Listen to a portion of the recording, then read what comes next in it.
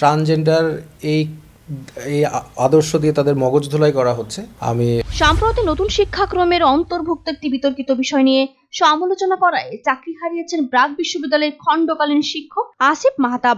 এ নিয়ে দেশে বিদেশে চলেছে তুমুল সমালোচনা। চাকরি হারানোর বিষয়টি নিয়ে সবচেয়ে বেশি সামাজিক যোগাযোগ মাধ্যম গরম হয়ে উঠেছে। এদিকে এই ঘটনা দুবাইয়ের আলোচিত স্বর্ণ ব্যবসায়ী আরাফ খান শিক্ষক আসিফ মাহতাবকে চাকরির অফার দিয়েছেন। সামাজিক যোগাযোগ মাধ্যম ফেসবুক লাইভে এসে এই অফার দিয়েছেন তিনি। লাইভে এসে আরাফ খান বলেন, যে বেতন দিত আসিফ ভাইকে আমি ডাবল বেতন দিয়ে আসিফ ভাইকে আমার কোম্পানিতে আমি চাকরি দিব। আসিফ ভাইয়ের চাকরি নিয়েছে একটি প্রতিষ্ঠান, ওই প্রতিষ্ঠানের যত বেতন দিত তার ডাবল বেতন দিয়ে আমি আসিফ ভাইকে চাকরি দেব।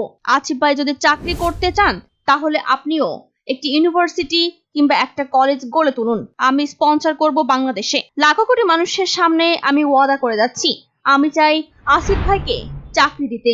এর আগে গত শুক্রবার রাজধানীর কাকরাইলে ইনস্টিটিউট অব ডিপ্লোমা ইঞ্জিনিয়ারিং আয়োজিত বর্তমান কারিকুলাম, নতুন পাঠ্যপুস্তক ও বাস্তবতা ও ভবিষ্যৎ শীর্ষক সেমিনারে অংশ নেন শিক্ষক আসিফ মাহতাব। অনুষ্ঠানে তিনি বলেন, সপ্তম শ্রেণীর পাঠ্য বইয়ে ট্রান্সজেন্ডারের গল্প ঢুকিয়ে শিক্ষার্থীদের মগজ ধোলাই করা হচ্ছে। এ সময় তিনি এই পাঠ্য বইয়ের অংশ থেকে শরীফ থেকে শরীফা হওয়ার গল্পের পাতা ছিঁড়ে ফেলেছেন। এ নিয়ে গত রোববার রাতে নিজের ফেসবুকে ব্র্যাক থেকে চাকরিচ্যুত করা সংক্রান্ত একটি স্ট্যাটাস দিয়েছিলেন শিক্ষক আসিফ মাহতাব। স্ট্যাটাসে তিনি লিখেছেন, আজ আমি ব্র্যাকে রেগুলার ক্লাস নিয়েছি। আমাকে কেবলমাত্র ফোন করে জানানো হয়েছে আমি যাতে বিশ্ববিদ্যালয়ে ক্লাস আর না নিতে চাই।